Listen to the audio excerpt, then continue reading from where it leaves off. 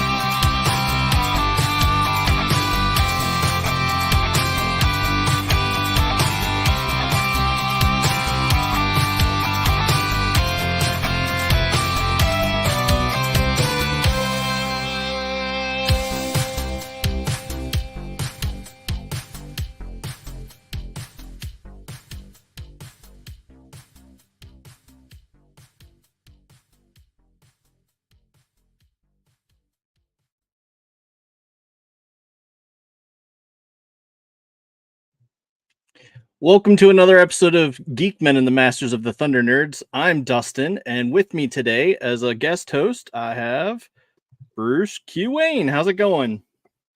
Good, Dustin. Can you hear me fine? Yeah, I can hear you. You're not There muted you go. this time. Not muted this time. I have a habit of doing that. What can I say? Right. Thank you for having me on tonight. I appreciate this. Being from the toy industry, on the fringes for the last 40 years, this new guest is going to be interesting. I know you've interviewed him once before, but Yeah. I'm going to have fun with this.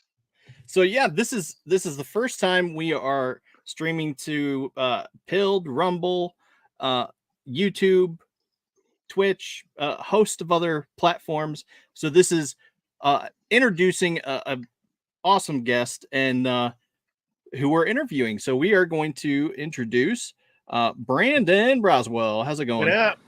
How you doing, man? Hanging in there. Thank you guys for having me on. I'm stoked to talk about 9 to 5. Right. So I saw on your Instagram, you just dropped a little, sprinkled some teasers in there that you put all of the figures on Big Bad Toy Store, right? Yeah, today I kind of wanted to see where the Kickstarter went on its own, and then today I launched the Big Bad Toy Story pre-order. So that's perfect for those that are weary of Kickstarter. I know a lot of people have been burned in the past with that. Even though I have a proven track record, but I totally understand it. Like Big Bad Toy Store is an awesome opportunity to just pre-order with no money down. So it's like if you're interested, you pre-order, and they don't charge you until I officially make them and they receive it and they're ready to ship. So it's like a safety net of safety nets. Right. It still helps me out. Obviously, they get a wholesale price, but it's not as impactful as Kickstarter. But the numbers that they do usually bring in, it's helpful all around. Oh yeah, for sure. And so I am particularly interested in the Commodore Crisp the glow in the dark Commodore Crisp that you teased. Yeah, man, that's been on the hit list of. I love a good glow in the dark neon green, especially figure. Heck yeah. And obviously with the Kickstarter exclusive, it was Colonel Custard. Yeah. And people are like, "Are you gonna do Commodore Crisp?" And I said, I don't know, but I always knew I'd probably do it through Big Bad Toy Store, just because they're a really good partner from the get-go. They were what created or allowed me to create Wave 1 with their support. So plus they're celebrating the 25th anniversary of them, so it's kind of like a no-brainer, right? Yeah. So perfect timing. That's awesome. And I saw some prototypes of the alternate versions. like the flaming hot yeah. crisps. Yeah, I should get that box. It's buried back there. I kind of preparing for this weekend. I'll be in Ohio, Cincinnati Comic-Con Expo. Okay. So, yeah, kind of prepping for that. But yeah, the good thing about, you invest in the tools, you invest in the making of the toys, is you get to create variants to keep like reusing the your investment. So I wanted to experiment. A lot of people wanted a pink eraser, which of course I love it as well. It's a classic eraser. Yeah, everyone's like, "Oh, why did you go with purple? Why'd you go with purple?" I'm like, "Well, because the animated series, purple and green look great on screen. Not as much as pink and green, but pink and green is of course a classic. So I will have him as a variant. I wish I might have photos I could potentially share that. That'd be a little easier. Yeah. Let me get that up as I still speak. But the other variant We have. I'm sorry.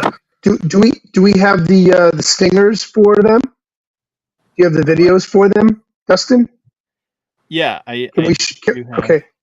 So we can show those later. I fell in love with the concept when I saw the stingers that you created or the videos that you created for them. Yeah, it was very funny.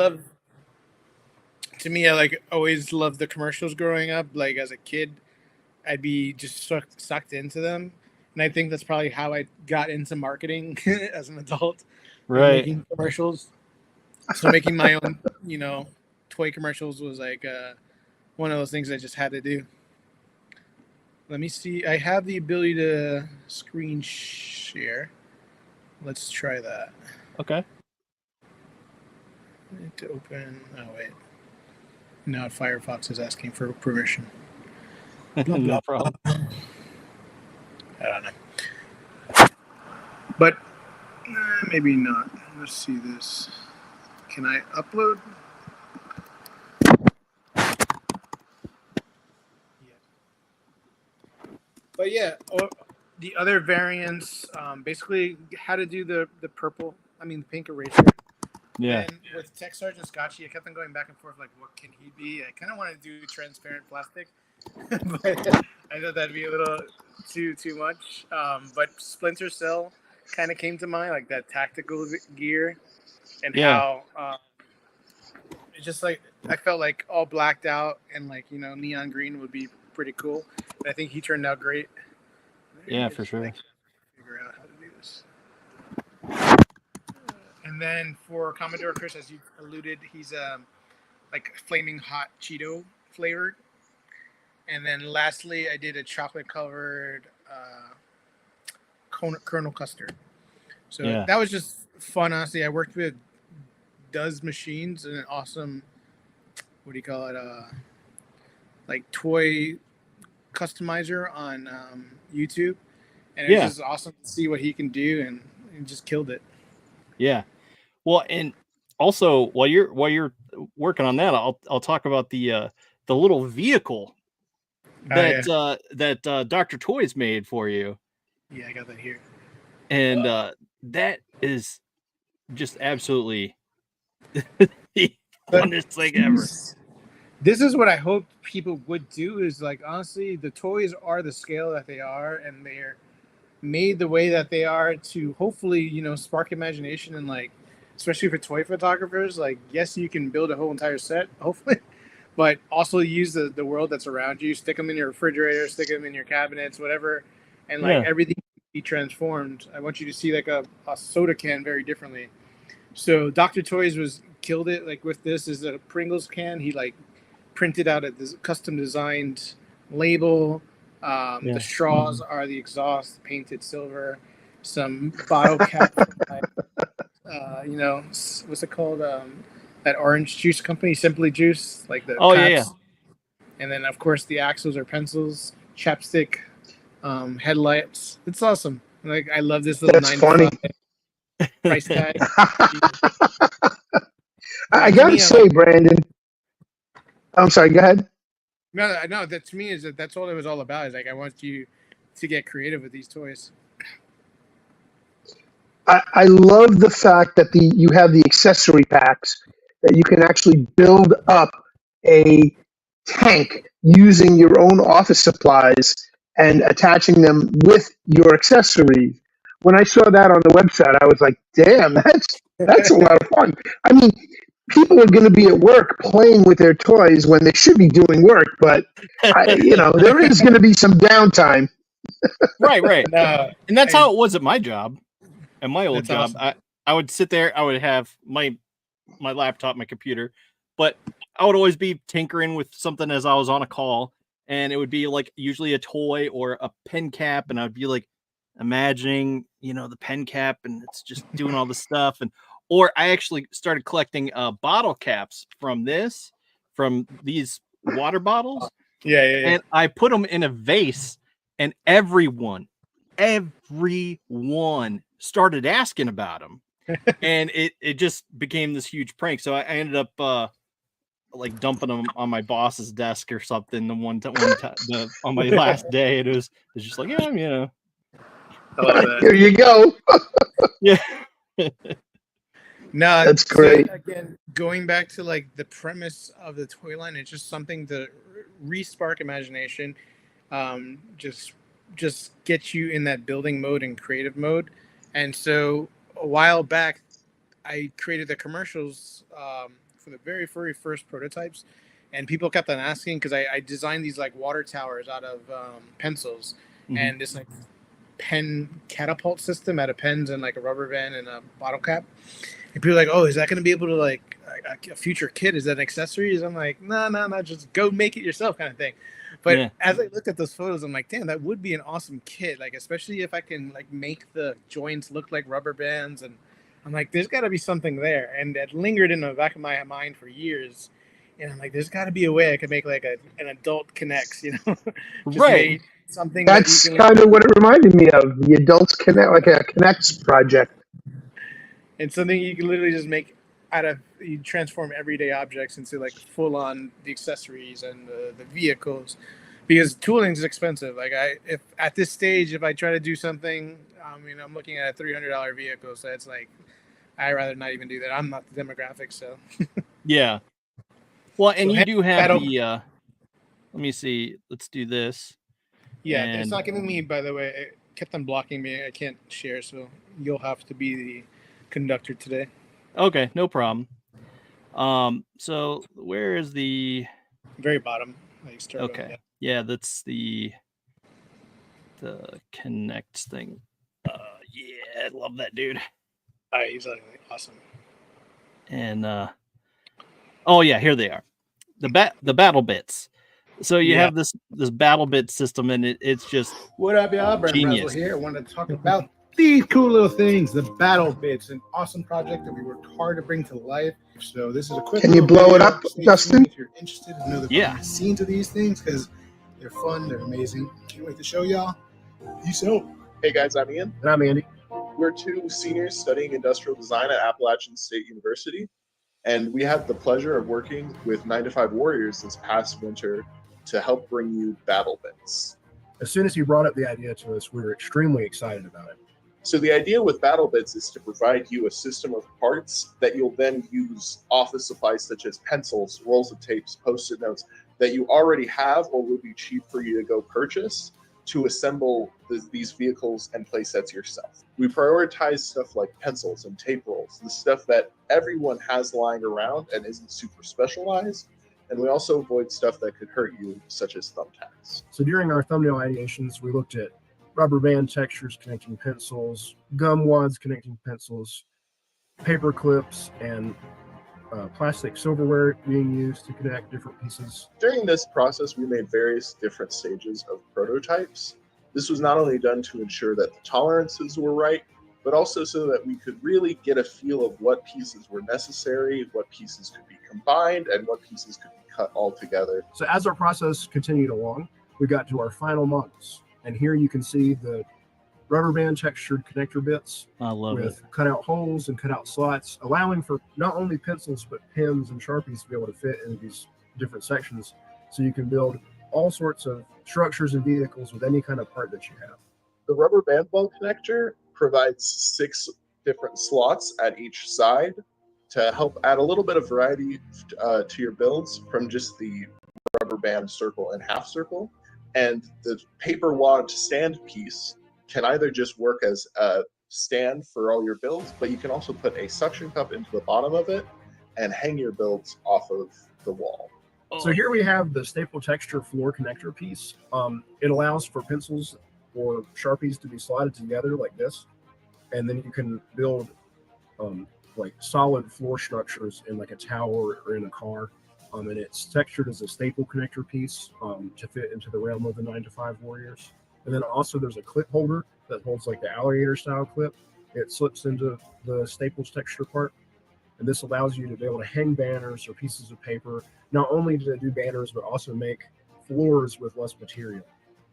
Finally, we have the foot peg connector, which helps bring your 9-to-5 Warriors action figures into your builds more seamlessly, as well as the wheel piece that can not only connect a tape roll, but can also function as a helicopter blade using plastic silverware. This piece is textured like a spool of thread to really bring home the look that these are items that the 9-to-5 Warriors found around them. So as we continued along, we started printing out pieces as our prototypes. And we started building kits and models that we thought would be engaging for the people who were buying this. And so we came up with the catapult tank, which you can see Major Eraser here piloting, shooting his rubber band launcher. This model includes the clip connection, the gumball, and the paper and suction cup piece to create a super cool looking battle mobile. Here we have the Bandit Copter, which is my personal favorite vehicle, piloted by my favorite of the Break Room Bandits, number 2. So here we have the Watchtower and battlements. We tried to stay true to the reference images given to us by Brandon. So you can see here that the tower is built with the nice sturdy platform using a stable connection system, as well as the rubber bands, adding that textural element that stays true to form. Working on this project was super fun. During our build days, we basically got paid to play with toys all day. And even on other days, so much of our time was spent just learning the world of the 9-to-5 Warriors and the characters so that we could make sure this project was true to the brand and the story Brandon is telling. It's been such an incredible opportunity. I know myself, I'm a better designer after this, and I'm sure Ian is too. We'd like to thank Brandon. This is such an incredible opportunity, and we're excited to see these come to market and be produced, and we'll both have them. Please, when you guys get your hands on these, send us all the pictures of the builds you guys come up with. I'm excited to see them. Thank you so much if you made it this far. Appreciate the watch, but more importantly, go back to Kickstarter. It's live right now, and I really want to bring these to life. They're a game changer. It's fun. It's creative. Everything you miss about your toys. So thank you again for listening. Stay tuned. So yeah, working with those guys, I felt like I had to make it like a mini doc explaining the process. Well, yeah. It's true. Like I am just, my mind is spinning with ideas like, oh man, that would be cool. Oh man, that would be cool. It's just like when I saw what you did, the multi-level battle house or the encampment, I was like, holy shit, that, just with accessories, as long as you got a stack of pencils, you can build whatever you wanted. Right. So Absolutely, that really intrigued me. But it's funny because, I'm sorry, go ahead. No, that's just something that'd be the thing I'm most excited about. Like if this gets funded and out there, like just seeing what people actually create. Yeah. I'm looking forward. Do you have a page where they can submit their designs? Not yet. Let's get there, and then I would love to invest more into this. This kind of like I invested what I could to create this to like one-man band, and I always just like to show the most polished looking thing. Like we wanted different iterations of these things. Like at first it looked like the way you design mechanics, like it's very bare bones. They look like raw connection pieces. And then we decided which, what these pieces could actually look like. We gave them the rubber band textures or the stapler textures or the, paper clips, etc. But I wanted to get it as far as possible to look as final, to present it, because that's my personality. But yeah, if this gets funded, then we can go ham with different accessories, different instruction kits, a whole builder community. I'd love to create a little mini website where people can share. Or a Facebook group minimum. I was just going to say, I was just going to say, Facebook, Instagram are killer for that stuff. You get pages set up for 9-to-5 custom builds, and just let people go to town on them. And then you can have a contest. And then if you pick the best one, and then you give them a prize. Something of that nature. And I can't wait to get my hands on Scotchy.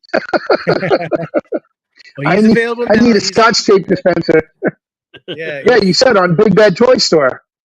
Well, even on the website on that's Wave 1. So thankfully he's produced. Where is he hiding? Somewhere. He's probably hanging. I literally have him hanging sometimes on things. But he was one of those characters that was just one of my favorite from Wave 1. Just a surprise character, kind of like I was just excited to build him, and once it was kind of weird. Like at first, I had planned on for the first get-go, I didn't think I can make anything work. I envisioned, an actual repelling mechanism, kind of like a Batman belt. Like, what if he can hang? I was like, I'll wait for Wave 2, and I got finances, I can really push it. And during designing him in the prototype stage, I think there was an actual piece of Scotch tape next to me, and it was also next to Major Racer. I'm like, holy shit, they're the same size. Like, why don't I just make him out of put the mechanic in there, and it'll actually be a functioning tape dispenser. As silly as it is, it came kind of after the thought. I was like, it was a happy mistake that he was a proper scale. Yeah, nice. It's amazing for sure. I got to tell you, I see it's very reminiscent of Food Fighters, the Food Fighters line back from the 80s, the late 80s. I actually started in the toy industry in 88, and they had just released them, and that was Mattel. And it was like a big thing to get into the Mattel and the Hasbro showrooms back in Toy Fair, back in those days. And that's when they were, 205th Avenue and 1107 toy building. Now those buildings have become condos and living environments for a bunch of illegal aliens, but whatever. But now they have Toy Fair at Javits Center. And I think this year or next year is going to be the last year they have it in New York City. So in 2025. Yeah. I went. No, you should definitely. I went to 2023, helping another friend that had a toy booth, and that's kind of how I actually met these two engineers students. They were walking around and trying to get into the toy industry. We got to talking, and voila, they're the ones that helped me bring Battle Biz to life. But yeah, so Food Fighters is definitely one of those things that I loved as a kid. I was born in 86, so they were literally, I discovered them in the 90s when they're already discontinued. And just because a friend of a friend's brother had them, and I was like, these are the coolest things ever. Yeah. But at the time, I literally was playing with my school supplies, and Major Eraser is one of those things that I actually used to create as a kid. And so he was an actual creation of mine. And then I think that's kind of what made me appeal to the Food Fighter generation. And later on, when I decided to make a toy, those two ideas came to mind instantly. And I was like, what if it's office supplies versus leftover food? And how can that battle each other, I love No, that was great. Even the chips, because the chips turns into 3 different figures, if I'm not mistaken. Yeah. He's the top seller right now, and worked with Scott Hensey, who worked on the original Ninja Turtles, Street Sharks, Toxic Avengers, Exo Squad, you name it. He's the sculptor behind the majority of my childhood. And so it was awesome to see him put his his magic into that figure. The task was hard. I didn't know how we were gonna do it, and I told him basically the premise is I had this one character. He splits into minions. Ideally, if we can have it snap together with magnets, maybe. I don't know if you need to take his arms off, but basically he needs to be 3 different characters, and I really didn't envision it because my mind just overly complicates things. But it's his expertise, I feel in the Happy Meal toy industry and all these other things that he's created. Yeah. It just nailed the execution to be so simple that it didn't need magnets. It didn't need anything to be removed. It's literally just snaps in a satisfying click and pops out. Right. Really fun. For sure. Totally lost my train of thought. I was going to ask a question. Hang on. Let me retrace my steps. Oh, Oh, come on. But with Scott, All right. Bruce, where did you work and what did you do back in the day? Well, I've always been in the toy industry, always on the fringe. I did design work, R&D work, as a independent contractor for both Hasbro and Mattel back in the day. But that wasn't my main gig. I was a customizer. I customized figures. As a matter of fact, I'm working right now on a DJT getting shot in the, after he got shot in the ear. So this is actually an accountant figure from the Hasbro lineup, and I'm putting a jacket on him, and I'm gonna do, the ear getting shot and the blood dripping down his face, and that's what this is right here. But I started out customizing action figures as a hobby, and I got friendly with Alan Hassenfeld, who is the grandson of a Hasbro toy company. He's the grandson, and he's no longer an executive. He's on the board now. I don't know who runs the company anymore, but he was the guy in charge. And I made very good friends with his secretary, Sandy. I would always come to Toy Fair with a box of Entenmann cookies just for her. And I'd bring those in, and I'd have a box of my prototype, customized figures. I showed a couple of them on the show, on our show, on Dustin's show here, the Geek-men. And they fell in love with a lot of my stuff. So every year I'd bring new stuff. He'd invite me into the showroom. And at the end of the showroom, after we did the tour, he'd bring me into his office and say, "So what did you make this year?" And I'd show him what I had, and they ran with them. And instead of getting paid in actual dollars and cents, I would wind up getting literally caseloads of action figures drop shipped to my office. I had the entire set of 92 animated, the animated Batman toys. I literally still have caseloads of them. That were sent to me as thank yous for the design prototypes. So they did a series called Ninja Night Force based on the prototypes I designed, and that I think was 97 or 98. But awesome. I've always written articles for the toy industry. I was with Toon.net, not Cartoon Network, but Toon.net was a almost like a I forgot the name of the it's just where you click on the website and it's just readable articles. Why am I drawing Reddit? Like Reddit. Yeah, it's like a Reddit. Yeah. Like a Reddit, but it was Toon.net. I don't even know if they're even still in existence. But the name of my article was It Figures, and I was doing reviews on action figures for them. So that's where I started, and then I got in with I don't know if you're familiar with Wizard Press. Back in the day, the magazine? Back in the day, right. So they released Toy Fair magazine, Fare, and one of my first paid articles was in Toy Fair. I interviewed Jesse Falcon at Marvel Toys, and Jesse was just like me. He was a customizer, and he got picked up by Marvel Toys, and then now he works for Disney. He's one of the top executive toy designers for Disney Marvel Toys. It's sick. I love that, how it all works out like that. An odd job just kept on expanding. Well, speaking of odd jobs, how was it just to experience the fact that your childhood hero is helping design the toys? Like, that was it like a dream come true or what? Yeah, super surreal. Like, so this project started in 2012 originally, and at the time I just wasn't collecting toys. It was just a spark that I know that moment I knew I needed to make one, because I walked in a toy store and I literally just was like smacked with nostalgia, and I was like, just an instant rush of memories, and I was like, holy shit. Like, at the time I was in the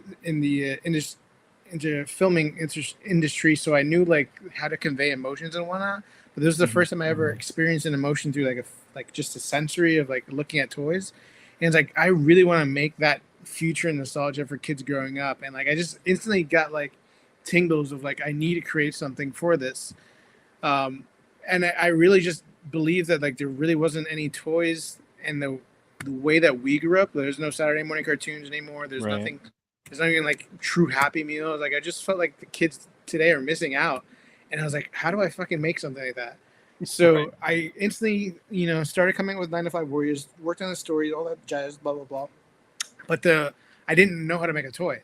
So I made trading cards. I made the comic book. I made the animated intro, that TV series looking thing. Made all this artwork, all these fun little products, paper airplanes, paper tanks. I just couldn't make the toys and like gave up because I was just like frustrated. And then I have an opportunity to start a career. Cut to the pandemic, that the Toys That Made Us like was on TV, and I just like got sucked into it, and that reinvigorated that spark that kind of was always lingering. So for the 8 years, it was always in the back of my mind, like, make the fucking toys, make the toys, make the toys. Right. And so like because of that show, I got sparked and started looking around, and I don't know how I just stumbled across Scott's, Instagram, and I just instantly saw his byline, and I'm like, holy crap, this is the guy I need to speak to. Like I just knew it. And honestly, we hit it off. He responded right away, and it was like reasonable budget. I was like, okay, let's make something, and it just worked out so perfectly. Honestly, that was like when I knew, like, okay, we're onto something. Yeah. But it's funny looking back at those the original designs, like they're crude, like they're truly from his hands. They're very. If you look up the first Kickstarter that failed, those are his raw sculpts that like came from his hands, and they look a little chewy. But they're fun, and like I remember like lighting up the moment I held them in my hand because they were really something special. Yeah. But yeah, to work with him was just a blessing. And then as I started familiarizing myself with the industry and understanding it more and more and more, I just feel like I have a good understanding of how to execute the visions that are in my head, the ideas, obviously like battle bits and whatnot. So I get to work with multitude of new artists and new designers, and yeah, it's just been a blessing. I love that, and it's truly remarkable to see, basically your dream coming true. Like, and it's weird how you sometimes just get that weird bit of like, oh, I need to do this. This is my purpose or calling type feel. Like it's like I'm not gonna rest until I get this done. So I definitely know what you feel there. But man, so right now you're doing toys, right? It's not my full-time job yet, but yeah, the dream come true is still like a big asterisk, and like it's been a struggle, and it's like really interesting to see because starting this in 2012, there was an actual, what do you call it? There was a need for nostalgia. There was a hole. There's a gap in the industry, and nostalgia was not tapped into. Cut to 2025 or 2024, where we're at now, it's like oversaturated, and everything's a remake, and everything's a reminder of that. And I was like, fuck. Like, and 9 to 5 Warriors, I just think obviously there's so many new remakes and remodels, and I'm still trying to find my niche, because the niche that clearly is collecting action figures, whether it's Super 7 or whatever else, like they're into obviously the articulator route, they're into 6-inch figures and whatever you want, like, and that's pretty much the opposite of 9 to 5 Warriors. And I just, in my heart, I just felt like I had to make this the way, I don't know, it's just, again, it's something that sparked in me that I'm like, every time that I feel like, all right, maybe I need to like let this dream go, because whether like the first Kickstarter failed and even the second one didn't do as good, I just miraculously made the wave 1. And as you see, this Kickstarter is like still struggling at like 50%. Yeah. And I'm like, fuck, like, what is it about this thing that like I'll get the messages of like, this is amazing, this is life-changing, oh my God, my kid loves this, oh my God, please does this, oh, I can't wait to watch. Like, I get hyped up by other people, and I'm like, fuck, okay, I'll stay at it. Like, I know I'm onto something. You definitely are. Thank you, man. It's for sure. A struggle, and it's just cool, but like I get reinvigorated every single day. Like today, I just saw new artists that submitted their work, and I'm just like lit up because I'm like running a contest called Making a Mutant, where it's partnered with Making a Mutant, which is like an online group. And just seeing their visions of my characters, or like their vision of new characters in my world, just like lit up my eyes. I was like, holy shit, this is happening. This is so cool that like other people are excited about it. But, I've been since doing the research on you, when Dustin asked me to be on the show with you guys today, I was thinking myself, I'm like, wow, what if he made an executive desk set and he came out with like a ballpoint pen as a, character, and then he came out with a desk pad, and he came out with, something else, and a memo holder, and so yeah, I mean, it gets your brain churning, and then you do a Christmas special, and you put out the executive desk set, Yeah, it's truly endless. And what's cool is I've gotten a lot of traction so I pitched the series a few times, and honestly, I just pitched it again like the second time around to an awesome group. And it's like old school people from like the true Nickelodeon days, and it's like awesome. Like they're stoked about it. And that's what this was always about. It was like, I really want to create the cartoon series for the kids growing up today. Like the toys are a reflection of it. And it's kind of like the chicken before the egg. I'm producing the toys before the TV show. Well, that's how it was with He-Man and stuff like that. So it totally makes sense. But I mean, that's exactly what I was about to ask you. Like, I wanted to know, like, where do you see this? Do you see this becoming a TV or comic, or I mean, are you hope for both, or?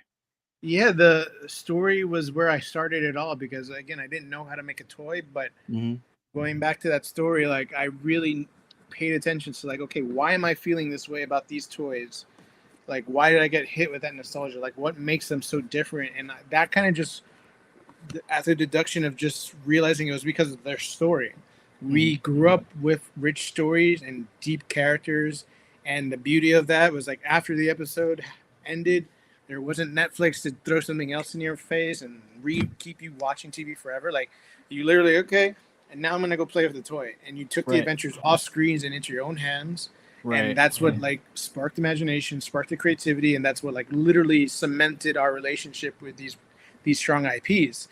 So back then I literally just started writing all the character bios, the synopsis, the episodes, and like breakdowns. I did the script for the comic and a couple other, like I did 2 different comics issues, but I only produced 1.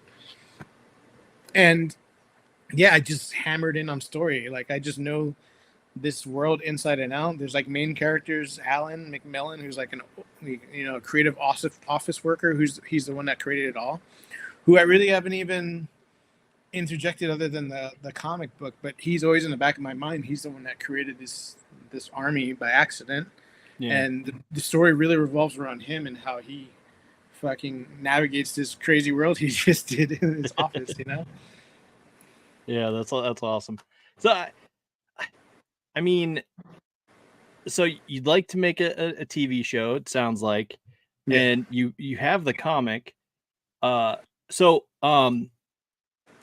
to switch gears just a tiny bit, tell us this story, because you posted something on Instagram, I believe, and you asked like, what do you want to see inside your big blue guy? I'm blanking on his name right now. Corporal Can. Huh? Corporal Can, the can of peanuts? Yeah. So you had asked like ninjas or peanuts, or so how did you settle on what comes out of him?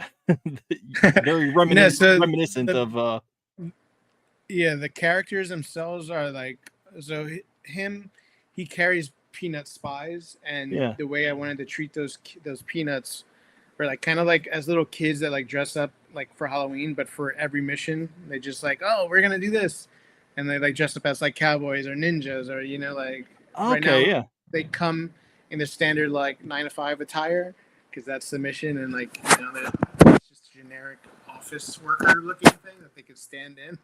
But that's the play on it, is that I really just wanted the nuts to just be their own characters, and ideally, I'll do expansion packs. So like I have one that looks like a scuba suit, a cowboy. I mentioned kind of like I would love to do like a Ninja Turtle play on, where instead of a shell, he has like a thimble in the back and like a little bandana ripped, and like little things like that, like just really play on and play with IPs too. Like if I can make kind of like a faux Ghostbuster without, of course, getting around the copyrights and all that stuff, but having fun with it. Really treating it like kids dressing up for Halloween, depending on the mission. That's cool. I dig that. That's great. And a thimble would be more of a helmet than it would be, I guess, right? Would be more of a helmet for a peanut than a shell, but I get the concept and I love it.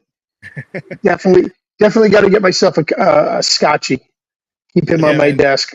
He's really awesome. Once you actually have him in your hand, again, the magic comes out, and I feel like the characters' personalities and everything really shine through. Yeah, I love it.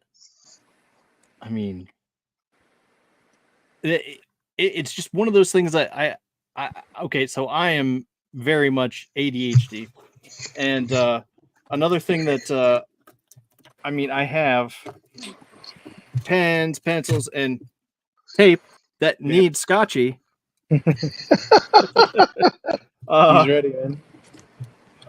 So, but I think you need to make one of these pens.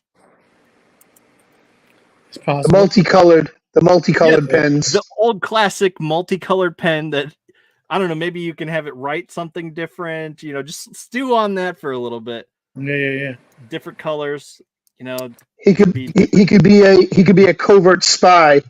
Yeah. As he changes colors. And then you need a letter opener. You need a letter opener in there somewhere as part of the executive desk set. A letter opener. Make that the sword that one of the other characters holds or something. I don't know. Absolutely. I love the whole number 2 and his broken counterpart, his brother. He's just like, hello, brother. It's just like, oh, it's so awesome. It just makes me feel giddy, and I just can't help but laugh because it's so funny. Yeah, it definitely harkens back. I'm sorry, go ahead. No, yeah, I was just saying I had a lot of fun writing all these character bios and all this stuff. I feel like it's funny that kind of came so easily to me. Again, that's kind of like my background. And I feel like within less than a week, like I had this whole entire Bible and like everyone laid out. And it's like I've been living in that Bible for all this time. Like I never really went back and like, oh, maybe like it's all laid out really cleverly. Like, which again, I barely scratched the surface with what's out there.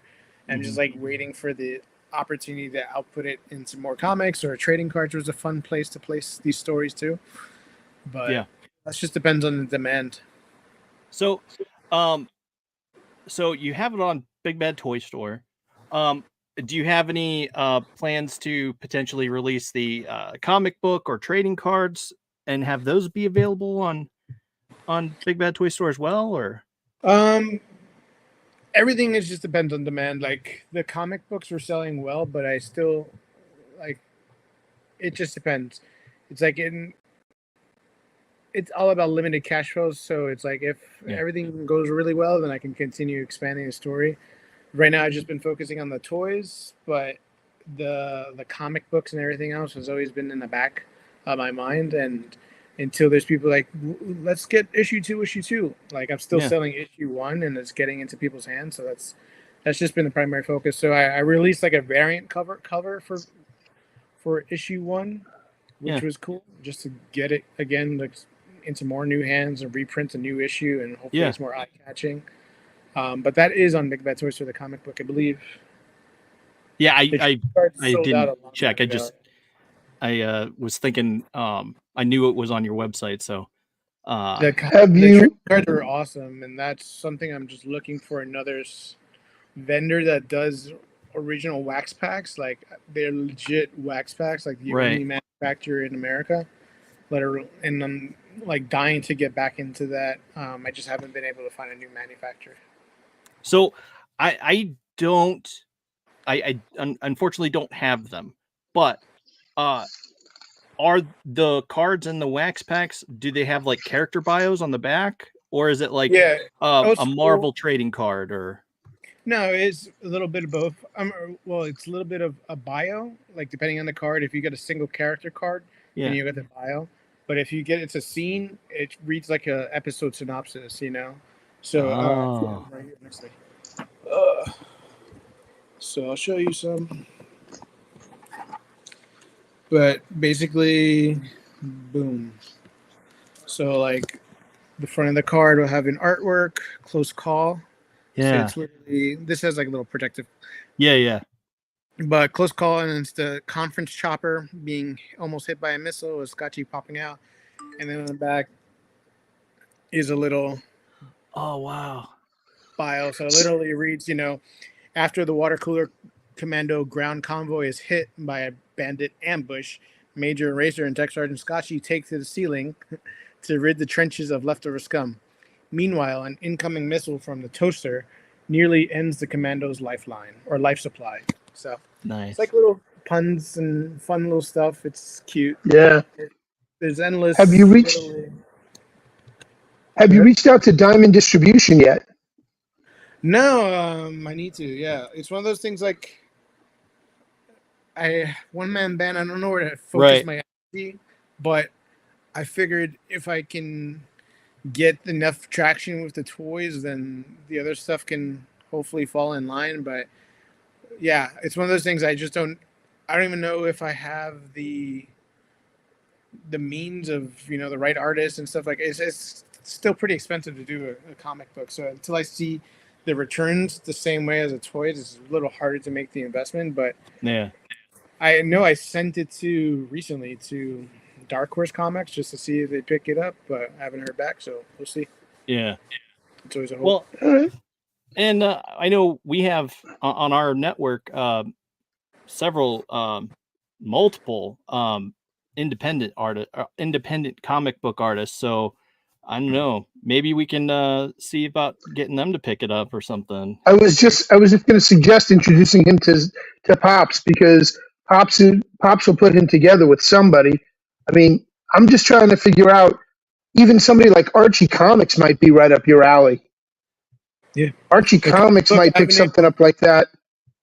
I'll be honest, the comic book avenue is something I just haven't even tapped into, which might be a better avenue, because I don't know. I've never been like, it's funny. I wrote a comic and all that stuff. I collect a handful here and there, but as a kid, I just never was into comics.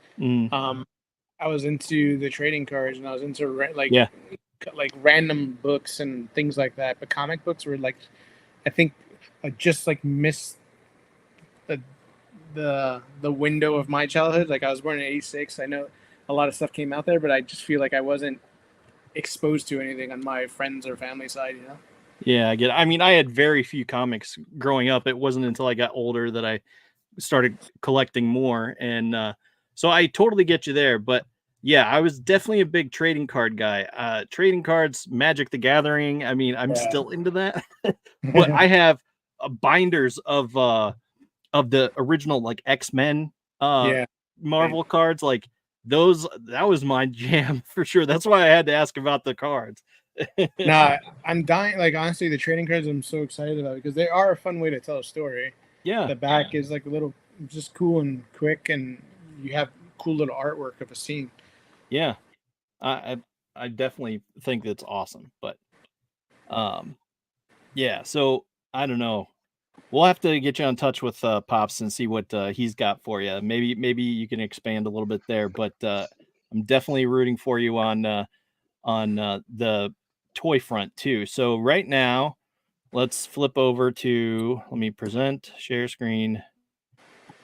It's this, share, and let me do this. There we go. All right, so right now you're currently at like 50%, a little over maybe. It's 50, yeah. Yeah, and so yeah, you can get the 9 to 5 Warrior story. $5, that's no problem. Let's do it. And all this awesome stuff. Let's see, digital bundle, behind the scenes photos, rough draft sketches. That's cool. That would definitely be cool. Basically been at this since 2012. I just have so much working with different artists, from the initial sketch of what I like, the PDF of like, here's my vision, and it's super rough and funny, but you could see that like I didn't have artist skills. I just could like put shit together and made it like a mood board with descriptions and everything. Yeah, you can see how it was translated, and then the first round of the illustrations, the second round had like the animations, the sketchbooks. It's pretty awesome. Like I'm like, I love to show that to anyone that's wanted to see how this was all made. Yeah, for sure. I love it. It's Man, I just absolutely love this. It's so even the much sketching. fun. It's literally possible to build that with battle bits, so it's just a clever way. Yeah, that whole entire structure. yeah. I was definitely admiring that. I love the battle bits, especially. I just think that's so good and so cool that you actually have that included this time Yeah, I around. pray we So, can reach that. Like, honestly, I really want that. Like, I could figure out a way, to offer something even after this. We'll see what happens. I'm praying that with Big Bad Toy Store, it's a real bump and it excites people again to back it. yeah. Well, I mean, I know Yeah. it's definitely helped in other avenues for a lot of different Kickstarters. So I'm rooting for you there. Thank you. But it's just that I thought I had my demographic, but it's like still trying to find the true 905 Warrior fan, I guess. And it's weird because I'm gaining traction. I get all the attention and like get lots of shares and appreciation. But I'm like just not seeing the conversion. Like it's kind of, I mean, I don't know what it is. Sometimes I'm like, shit, what can I do differently? Yeah. Like I said, back in like I just keep seeing like how can I enhance and better it, blah blah blah. I do listen to feedback and I change, like some of the characters are changed up due to the feedback I received as well. Yeah. But overall, I get nothing but positive feedback. So I'm just like, being patient. Yeah. Have you done a Facebook page yet? Yeah, I have one. Okay. And an Instagram page? Yeah, he has Instagram. Like 16,000 followers on Instagram. I don't know how I only got 200 backers. What about TikTok? Yeah, I'm on there as well. I get like 3,000-4,000, I think. Okay. Yeah, Marketing, I mean, it's hard. Yeah. Yeah. It's like, how do you get fucking conversion? Come on. Yeah. Yeah. So Zombie, our other host, normally he says media connection to a product is major boost in sales on toys. You've got to make that bridge your product for sure. Yeah, dude. So I'm praying. I mean, that's what's the best. I keep getting interest, so maybe that happens first after all, and then it lines up. Like I'm not tied to everything being the way it is currently. Like it's the world is strong and rich. That again, it could be any type of character, anything. So yeah, I'm excited to see. For sure. I dig it. All right. Well, we're gonna have to wrap up here soon. Do you have any questions that we haven't asked that you never get to share, or any stories like that you want to just get off your chest and talk about? I never get to talk about the music, so I got really lucky. If you watch the intro, that's the animated intro to the show that doesn't exist yet. It's a 60-second animation, and it literally has a catchy theme song, and it was awesome. Like the way it worked out was just like a friend I met through Xbox Live back in the fucking like early 2000s. We're playing Rainbow Six and Halo, and like that whole generation of fucking actually talking on a mic, and it was fun. Yeah. And I met this dude, and we like hit it off, and like he's just a musician and a DJ actually. And I went to school for film, and I worked on a thesis film, and I asked him to do like my thesis, music, the instrumentals and everything. And this guy was like, you would never expect it. He's from Jersey. He's got the thick accent. He's fucking like, yeah, I got you. And he's a DJ for like random shit. He produced the most fucking beautiful like orchestra, chorus, and like amazing sound for this like futuristic, like church end of the world kind of apocalypse film. I don't know how to describe it. It was so beautiful. I was like, holy shit, dude. And like cut to I created 905 Warriors, and we're still talking like years later. Like we don't even play the game anymore at all. Right. We're still talking in there, and I'm like, dude, I got this 90s idea. I want something catchy, I gave him the whole synopsis, and like he killed it. The lyrics, everything, the music, the sounds, like everything was just like so 90s. I was like, and just one of those things that no one ever asked about the music, so I figured give him a shout out. Like he's amazing. DJ Royalty, and based out of Jersey. It's like one of the friendships that like just oddly lasted. Barely talk here and there, like communications, but there's like still connection, which is cool. And he's knocked out amazing things for me. I owe him way too much. So you went from getting teabagged or to getting a nice. Oh yeah, I mean that's how all those games seem to work. Yeah, those are good days, man. Anyway, yeah, Xbox Live. Shit. Right. Oh man, I love it. Okay, well, let's see. Bruce, did you have any questions before we? No, we covered it. I think you've got a great product on your hands, Brandon. I hope you get that conversion. After the show, I'm going to go on Big Bad Toy Store's website and look for my Scotchy. He's sold out now, man. Actually, he's sold out today. So you really? Go to 9to5warriors.com. I have the stock. Big Bad Toy Store as well will hopefully replenish, but funny, I gotta check now. Like I think they literally sold out of everything today. Maybe there's really one more okay. Which is funny because I think when you announce the pre-orders and stuff, that people just kind of caught everything. Oh shit! Now they're all sold out. Yeah. So Major Racer, Colonel Custard, Tech Sergeant Scotchy, and Commodore Chris are. Hey, that's a good thing. Yeah, absolutely. So yeah, if you want Tech Sergeant Scotch, you go to 9to5warriors.com. Free shipping on all orders over $50. And then voila, you get it out to you. But nice. 9to5 Warriors. Everyone back the Kickstarter. The Kickstarter is where we need to fund. If again you're against Kickstarters, then okay, pre-order the Big Bad Toy Store. You literally will not be charged until April or something of next year when they do ship, depending on timelines. Yeah. But you're able to support an indie brand, keep making new original stuff and like fun stuff. So help a brother out. Go to Kickstarter.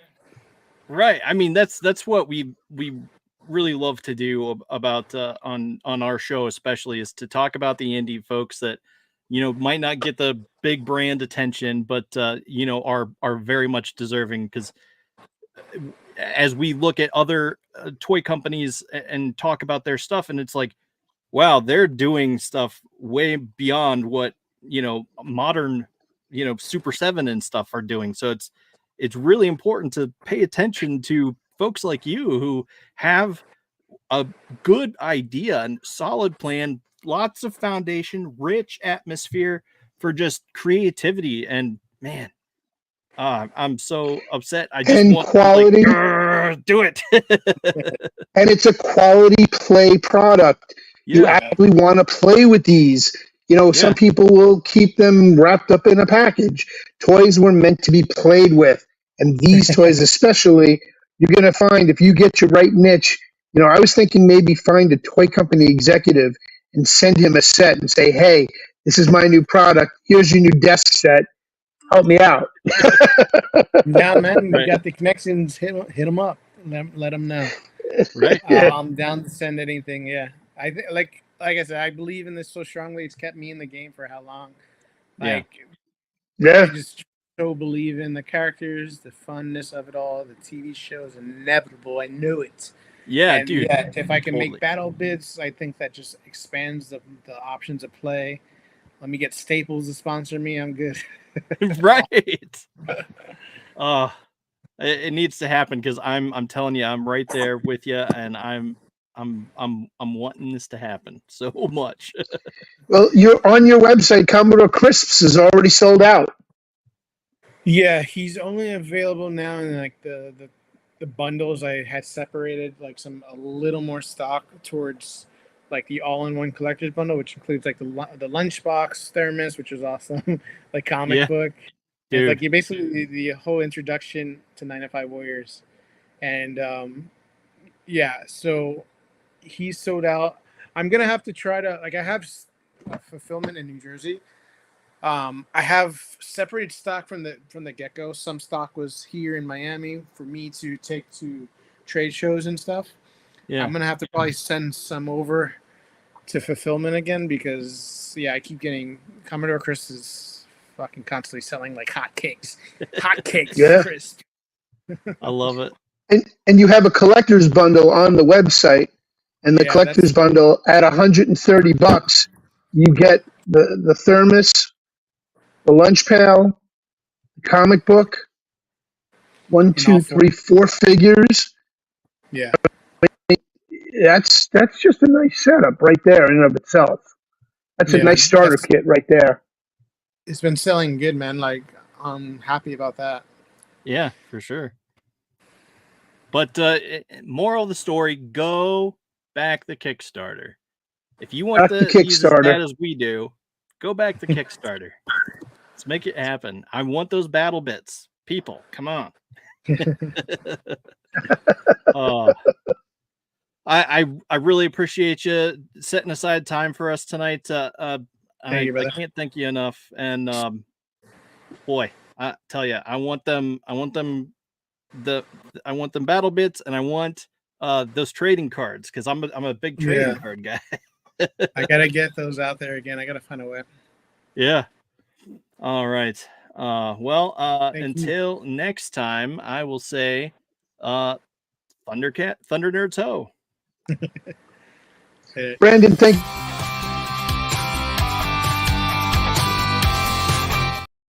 I didn't mean to do that. Go ahead.